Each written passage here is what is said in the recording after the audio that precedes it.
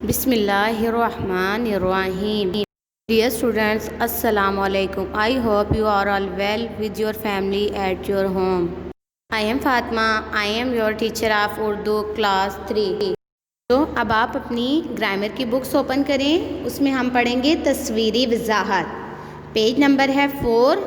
درج ذیل عبارت کو پڑھیں اور سوالات کے جوابات لکھیں. تندرستی بہت بڑی نعمت ہے. ہم تندرستی کی قدر نہیں کرتے. جب ہم بیمار ہوتے ہیں تو سوچتے ہیں کہ تندرستی تو بہت بڑی نعمت ہے. ہمیں چاہیے کہ تندرست رہیں. تندرست رہنے کے لیے ورزش ضروری ہے.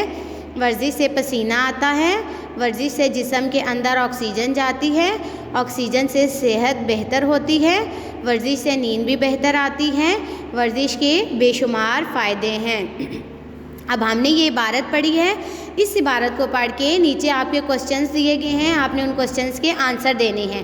کوسچن نمبر 1 ہے تندرستی کیسی نعمت ہے. آنسر ہے اس کا تندرستی بہت بڑی نعمت ہے. کوسچن نمبر 2 ہے ہمیں تندرستی کی نعمت کا احساس کب ہوتا ہے. آنسر ہے جب ہم بیمار ہوتے ہیں تو ہمیں تندرستی کی نعمت کا احساس ہوتا ہے.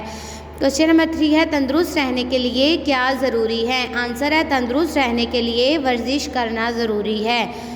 کوسچن نمبر 4 ہے ورزش کے 2 فائدے لکھیں. نمبر 1 ورزش سے پسینہ آتا ہے.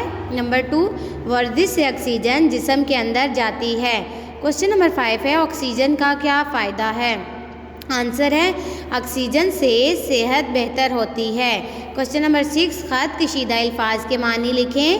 جو آپ کے اوپر دیکھیں عبارت پہ 3 ورڈ آپ کے انڈر لائن ہوئے ہیں. ان ورڈز کے آپ نے میننگ لکھنے ہیں. نعمت انعام، قدر اہمیت، تندرست صحت مند.